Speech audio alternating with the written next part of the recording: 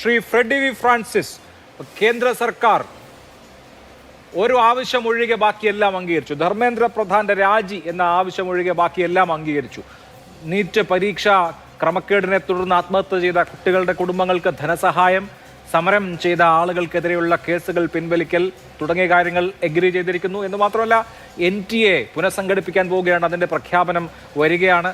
ചോദ്യപേപ്പർ ചോർച്ച തടയാൻ നിയമം കർശനമാക്കുന്നു, ശിക്ഷ കടുപ്പിക്കുന്നു എന്ന കാര്യം പ്രധാനമന്ത്രി പറയുന്നു. ഈ കേസുകൾ വിചാരണ ചെയ്യാൻ ഫാസ്റ്റ് ട്രാക്ക് കോടതികൾ എന്ന് നേരത്തെ തന്നെ പ്രധാനമന്ത്രി കഴിഞ്ഞ ദിവസം തന്നെ പ്രഖ്യാപിച്ചിരുന്നു. അതായത് ഈ സമരം വലിയ വിജയമാണ്. സമരം മുന്നോട്ട് വെച്ച ആശയം പൂർണ്ണമായും വിജയിച്ചിരിക്കുന്നു. 2 മാസം മുമ്പ് എടുക്കേണ്ട നടപടികൾ ഈ സമരത്തിന്റെ തീച്ചൂളയിൽ ഒടുവിൽ ഒരെണ്ണം ഒഴികെ ബാക്കിയെല്ലാം കൺസീഡ് ചെയ്തിരിക്കുന്നു കേന്ദ്ര സർക്കാർ. സമരം അവസാനിക്കുമോ?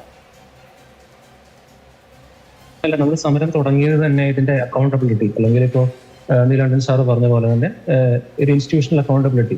ആ ഇൻസ്റ്റിറ്റ്യൂഷന്റെ ഹെഡ് ആരാണ്? കേന്ദ്ര വിദ്യാഭ്യാസ മന്ത്രി. കേന്ദ്ര വിദ്യാഭ്യാസ മന്ത്രിയുടെ രാജി ആവശ്യപ്പെട്ടുകൊണ്ടാണ് നമ്മൾ ആദ്യം ഈ സമരം ചെയ്യാൻ വേണ്ടി വന്നത്. നമ്മളുടെ കൂടെ അന്ന് നമ്മളിൽ നിന്ന് വിട്ടുപോയ നമ്മളുടെ സഹോദരങ്ങളായിട്ടുള്ള ആൾക്കാരുടെ അല്ലെങ്കിൽ കുട്ടികളുടെ മാതാപിതാക്കളടക്കം ഉണ്ടായിരുന്നു. അവരിപ്പോഴും നമ്മളുടെ കൂടെ തന്നെയുണ്ട്. അപ്പോൾ അവരും നമ്മളുടെ കൂടെ തന്നെ തുടർന്ന് മുമ്പോട്ട് തന്നെ ഉണ്ടാവും. അപ്പോൾ നമ്മൾ സംസാരിക്കുന്നത് അക്കൗണ്ടബിലിറ്റിനെ പറ്റിയാണ്. അപ്പോൾ ഈ അക്കൗണ്ടബിലിറ്റിനെ പറ്റി സംസാരിക്കുമ്പോൾ ആരാണ് അക്കൗണ്ടബിൾ ആയിട്ടുള്ള വ്യക്തിക്ക് നമ്മൾ ആദ്യം പറയുന്ന ഒരു കാര്യം കേന്ദ്ര വിദ്യാഭ്യാസ മന്ത്രി ധർമ്മേന്ദ്ര പ്രധാന്റെ രാജി. അപ്പോൾ അതായിട്ട് ബന്ധപ്പെട്ടുകൊണ്ട് അവർക്ക് എന്ത് ഡിസിഷൻ എടുക്കാൻ പറ്റും എന്നുള്ളത് വരും ദിവസങ്ങളിൽ കാണാം. ഒന്നാമത് നമ്മുടെ പ്രധാനമന്ത്രി രാത്രി ഒരു റീൽ ചിത്രീകരണം വിത്ത് സ്ക്രിപ്റ്റ് വിത്ത് ടെലിപ്രോംപ്റ്റർ രാത്രി നമ്മുടെ മുമ്പിലേക്ക് വരുമ്പോൾ തന്നെ നമുക്ക് ഉള്ളിലൊരു തീയുണ്ട്. എന്താണാവോ പ്രധാനമന്ത്രി രാത്രി പറയാൻ പോകുന്നത് എന്നൊരു തീ എല്ലാ ഇന്ത്യക്കാരുടെ ഉള്ളിലുണ്ട്. അപ്പോ ഇത് തന്നെ ഈ വീഡിയോ പുറത്തു വന്നതിൽ പിന്നെ ഇപ്പോ BJP IT സെല്ലും BJP ഹാൻഡിൽസും ഒക്കെ പറയുന്ന നറേറ്റീവ്സിനെതിരാണ് പ്രധാനമന്ത്രി ആദ്യം പറഞ്ഞത് തന്നെ.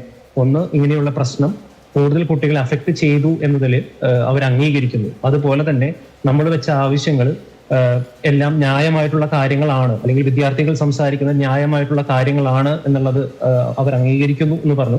പിന്നെ ആദ്യം പറഞ്ഞ ആവശ്യം നമ്മുടെ ധർമ്മേന്ദ്ര പ്രധാൻ എന്ന് പറയുന്ന നമ്മുടെ കേന്ദ്ര വിദ്യാഭ്യാസ മന്ത്രിയുടെ രാജി, അത് ഞങ്ങൾ ആവശ്യപ്പെട്ടിട്ടുണ്ട്.